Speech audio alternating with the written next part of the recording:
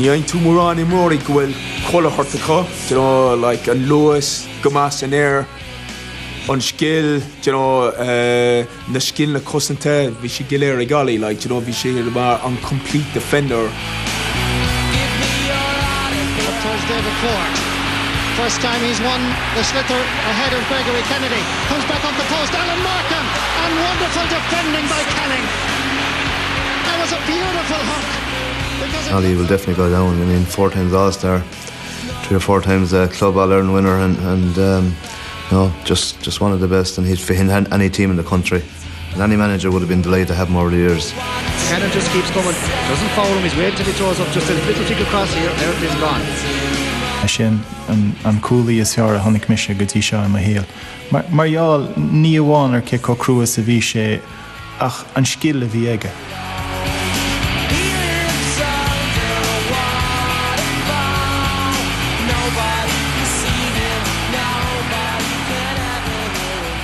We were always hitting the ball around at home, and it was just a natural progression, I think, for us from going to games when we were very young, just to playing ourselves with the school and then going on to play with Portumna.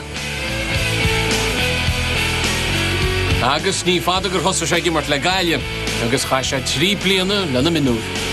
Agus na mé ó Gently agus Oliver Canning a teachta gaude. Seo hé Oliver, ar go bhfuil anna hí fada ge.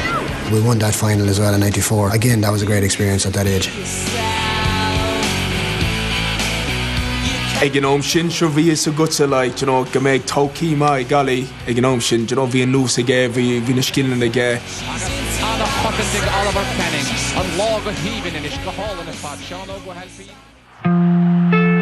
Thosa sé chéad chlufi bás go chrócaí le sinse na Gaillimhe in 1999. Ní glufi carú canis na éireann in 9 chláid agus es na tosaithe. We were up, you know, a fair amount. I think we were probably up 7 or 8 points or something like that. And I remember I was corner forward at the time. I remember doing everything right. I remember saying, take your time, and I did. I took my maybe 3 or 4 steps. I didn't play it on the hurl at all, and then I hit it, and it came back off the crossbar.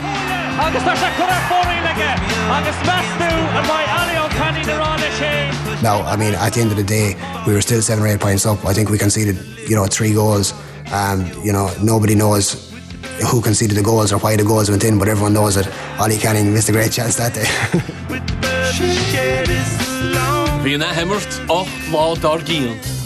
There we have Ollie Canning there with that glorious chance to have killed off Clare in the draw match. We felt we still had the chance in the replay, but unfortunately it didn't go our way in the replay.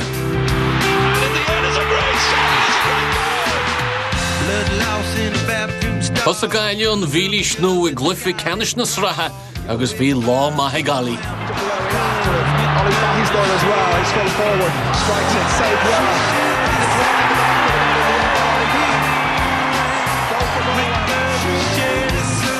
Now there's a gap in the back of the right spot, and it's coming, and it's got another one.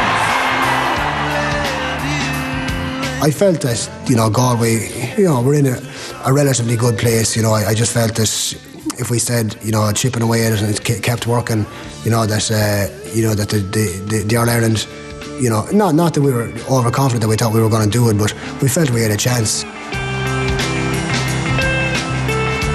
Chuil Kilchunne agus DJ Daryl na Shansanna agus Daryl Matty Murphy mar vanishtud. It probably didn't help the players to a degree that, you know, every 2 years you were getting used to somebody, and then there was another management team in. Noah Lane came in 2001. You know, he brought in Mike Mack as well from Clare, who had been with Clare in the good times winning the All-Irelands, obviously.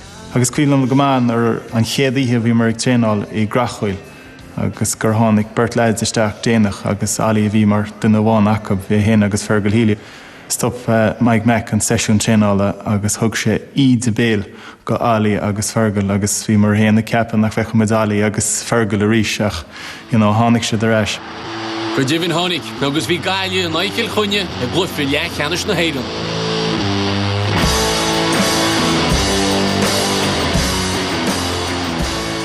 Is tócha nach rá dátar bhí géine faoi na skillanna bhí ag muintir na Gaillimhe ach nuair a tháinig Mike Mack sé rudí rinne sé an dearcha seo an cinál stíle chuir isteachna ar gcuid immerthe is tócha. And it's already getting physical in midfield. We came up that day, we meant business. We had a couple of younger guys on the team that had come from, winning minor teams. It's underway. Galway playing from left to right in the first half. But a credit to them, they stood up and were counted on the day. Is cuimlum go maith am éigean sa dara le chuaigh an sliotar amach ar an tríomhlíne. They were doing up the new Hogan stand at the time, and there was a lot of rubble over at under the new Hogan stand, and going for a ball with Ollie anyway, and I left myself a little bit open. I probably got him kind of in the back more than in the shoulder, but Charlie went over the sideline all right. Just say I ended up in a load of gravel. That was in front of the Hogan stand. Is cuimlum go maith an character ag féchantar Ollie agus they were cattá cear leat. Ollie just smiled, he knew what he had me at that stage. It's back out by Ollie Canning. Broken down there. Taken away by Kevin Broderick. The pacey Broderick. It's like it's an egg and spoon race. He's taking it forward adventurously. Lovely still getting over Kennedy. When you saw that happening, on the field yourself, and to see Kevin do that, it was an unbelievable feeling, really, and it gave you a great lift. It was a big win for Galway because we had failed on numerous occasions before that. Dag sin go a chéad chluificeannis na síntí ag Galí in le Hebridáin.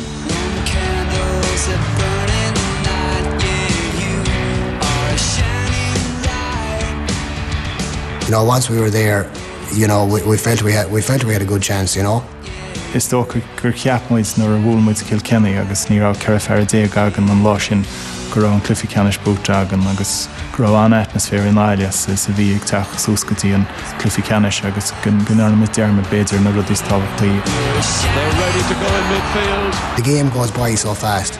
And realistically, the ball comes into your area only a certain number of times, maybe 8-10 times in the full game, and it's whatever team deals with the ball in the best way possible. And here's Ollie Canning once again. He'll play anywhere. They hit us for a goal at the start of the second half. I think it was very messy. I think maybe we should have really dealt with it a bit better. Pressure. Greg Kennedy trying to cope with that pressure. They come forward again. A goal opportunity, and it's Marco O'Leary who's got a second goal.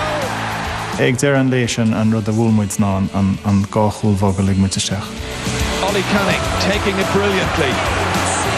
2 minutes left. If things had gone slightly different, we got a couple of breaks, I think we may have won that All-Ireland and things could be so much different, but look, that's the way it goes. There's the final whistle, and Tipperary are the Guinness All-Ireland hurling champions for 2001.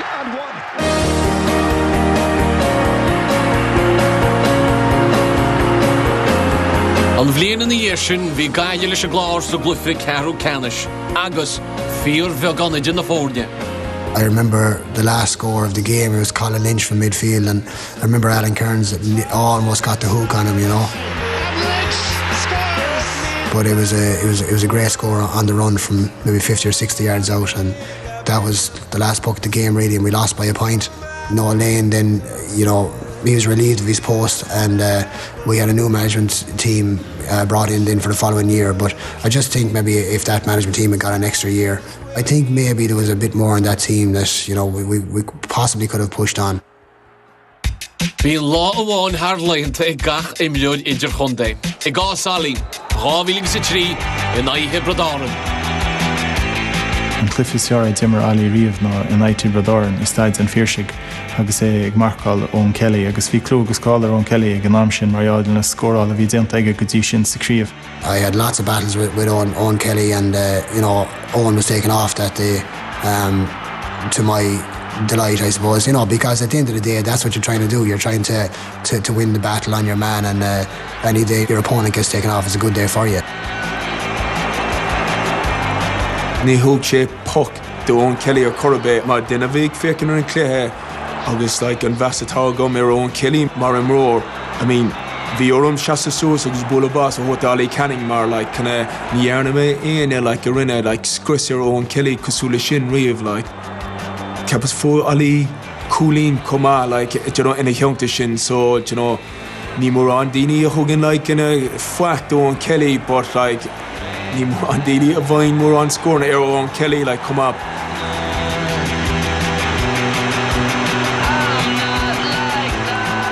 that was a day that went probably well for me, but didn't go well for the team. We were very disappointed that day, obviously, to lose to Tipperary, and especially in front of your home support as well. Bhín sean deacra a bheith go maith, nuair nach míon an fuirdan na gimmert go maith. Bhín sé níos deacra agus is tócha gur sin an sort duine éalaí agus an ceannachta a bhí aige. Rinne Gaeilge go maith a 2004 iad a gróchaint na srathe le Ollie mar chaiptí na rub. Maybe winning a league like that maybe papers over some of the cracks that exist, in a team. And we met Kilkenny in Thurles in 2004, and probably one of the toughest days I ever had in a Galway jersey. Boom! It's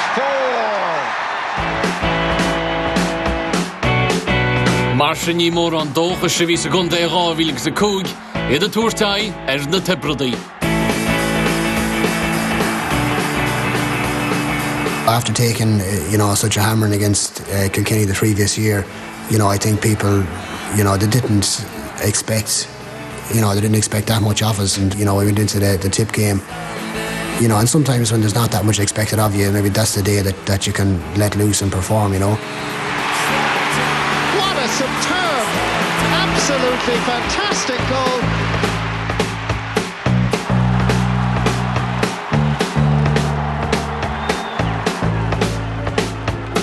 Kevin Rumpunchin, Fahi na Homana, Kilchonye, so Gluffy Laochra. In that game, anything could have happened, really, and everything did happen, I suppose.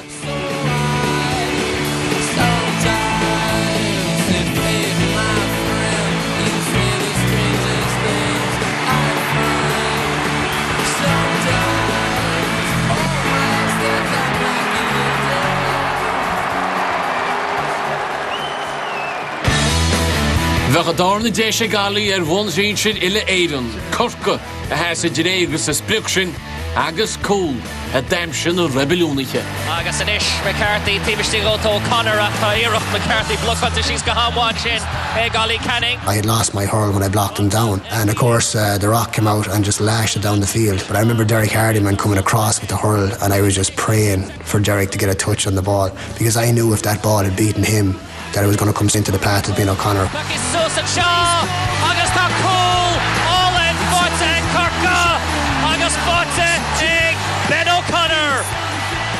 I'd say he missed it by probably millimetres, an inch, maybe, I don't know. He was at full stretch and he just couldn't get there, and it came into Ben O'Connor. He picked it up, and I remember I just got to him at the end, and I ended up on top of him and on the ground, and I knew from the crowd that it was in the net. Bhí sé ag pointe den cluthe nuair a bhí nuair a bhí ein cúlán go dtí sin is tócha bhí an scór chortham beagnog nó mór agus aine bhór cúl chuirte sin spás gara dóibh agus fór an cúl. We hadn't been successful, in the years before that, whereas they had, and I think that confidence maybe showed on the day. Is dóillamsa go raibh Corca níos eoir 2005. É sin ráite ní raibh cearfaointe ar deireadh idir na Fórne.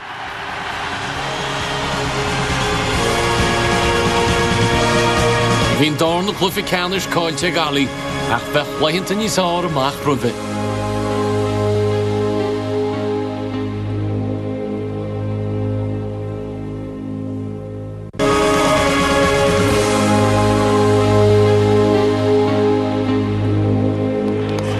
Eoin a cúig grŵp Portumna agus Ollie Canning, Crave Omana na Gailve, gan darna hwyl.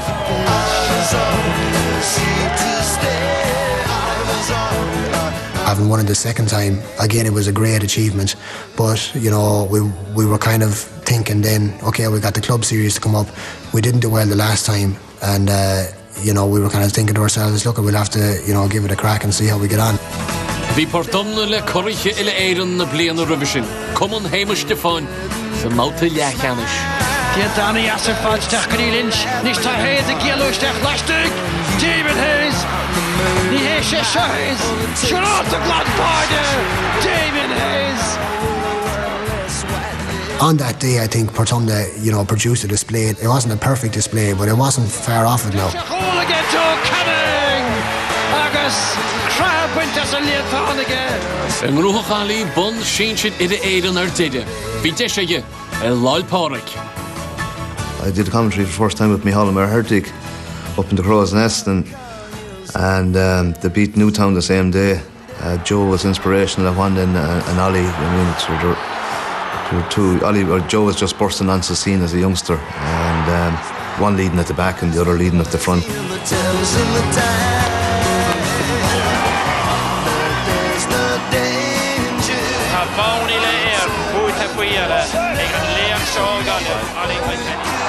Putting yourself in the team up against your opponent and the opposition team, putting yourself against them to see who's going to come out on top.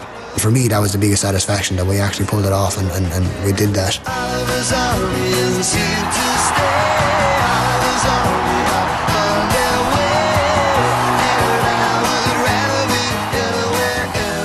We came back to the club championship. We went well that year, got to the final against Laochra Gael. Bhí is gachéine nachra Portumna sásta leis an réiteú ribh glyfa, agus is tócha go croithise sin deacrachtaí ag an glyfa. Unfortunately, the game, made headlines for the wrong reasons. Couple of incidents in the game, obviously, I wasn't best pleased with personally anyway. Ní rá an réiteúir an ná smacht. Ná bhí sé deacar ar éon réiteúir smacht a chuineáil ar chluife mar sin, mar bhí sé imethe ó smacht ó thosa an chluife. Agus ní léon doubt faoi bhí an lochtar ar an dá ardan marall ar na rudaí a tharla.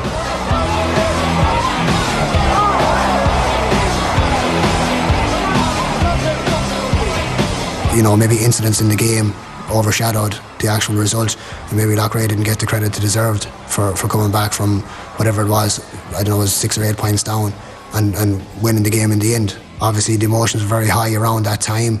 There was obviously probably things said that maybe shouldn't have been said, but I still believe maybe there was things that should have been said that wasn't said.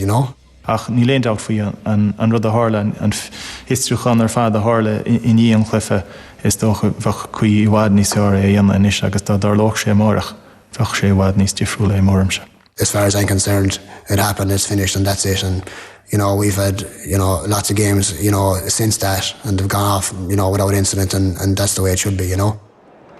Sin Ali gan immer clifford in the Gailve, some líon rávíl agus a seacht. I wasn't feeling enthusiastic or motivated to play with Galway at the time, and that was it. It was as simple as that. And if you're not enthusiastic about something and you're not motivated enough to say that you can give it 100%, well then I don't think you should go in there and do it.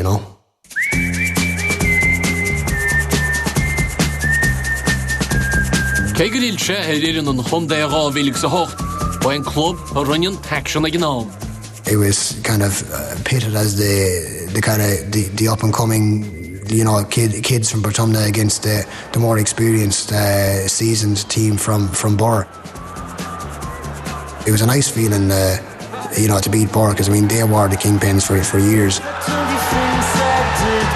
Dúchan mór Ellen Terchard Gian a glufileach Anish na Hayden na Shamroga as Ballyhale.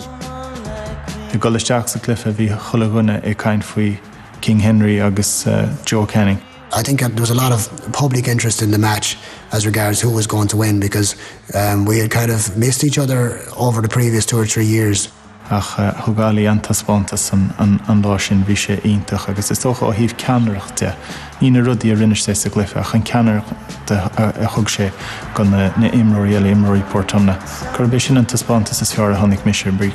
Bhí go leor daoine an seo fiú in áile ag súil gomach an bú ag Ballyhale ach thug Portumna an freigra an lá sin. We hit them for goals on the day, and that was the difference really in the two teams.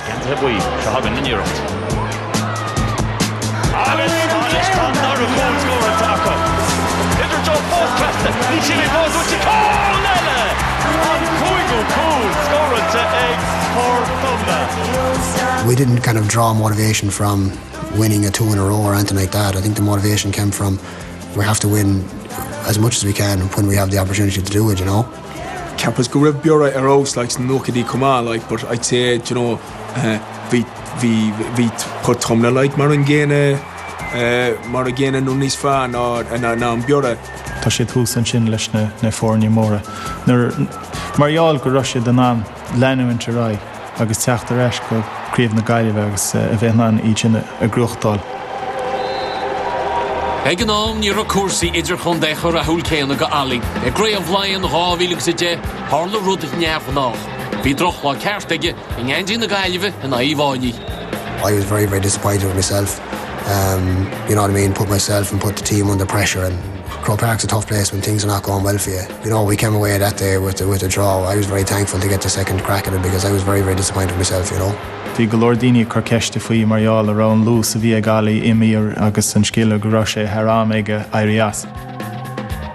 The next day in the replay, we were standing up for the national anthem, and this guy from the terrace, some smart lad anyway, he shouted in, "Oh, Canning, will you go and draw the pension?"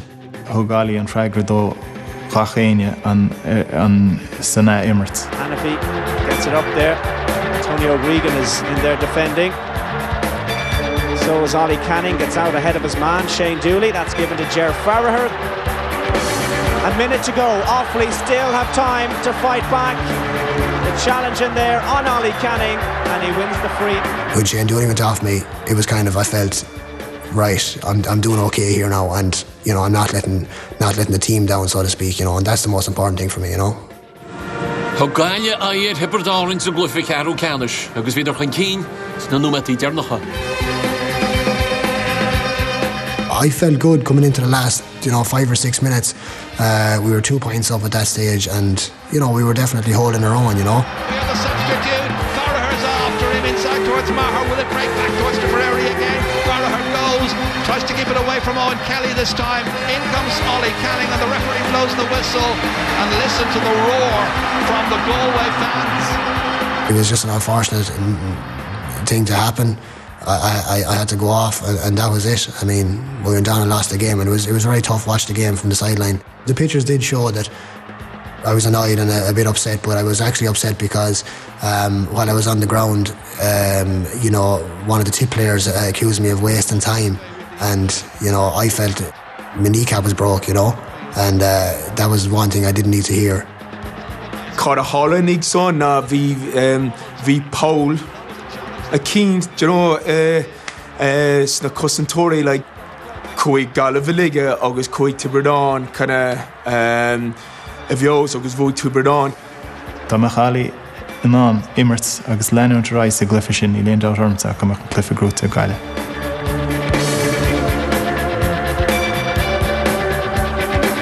Bhí críoch mí hasúil agus tímoch teacaí le tréimhse fada Ollie Canning in Andy na Gaillimh. There's absolute misery and despair.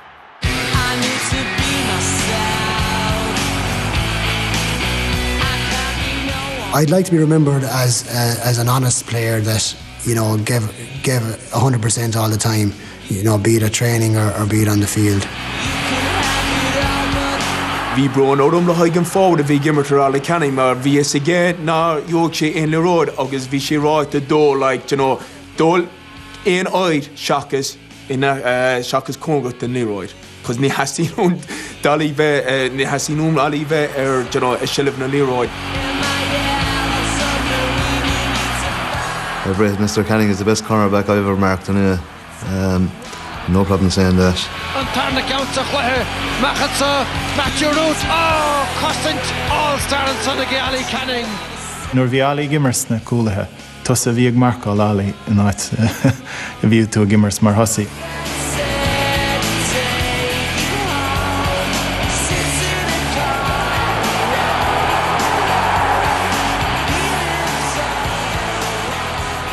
It definitely was worth it for me.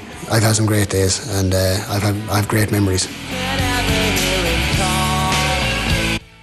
Beg marú chuibh go lua agus chuirsíos á dhéanamh únsaí marfach a tharla I Loch Garman in 1931. Agus ina dhéag sin tá Walter agus Jesse a bunk agus Laurian Skyler le Marie fe bheitthe gadaíocht Breaking Bad.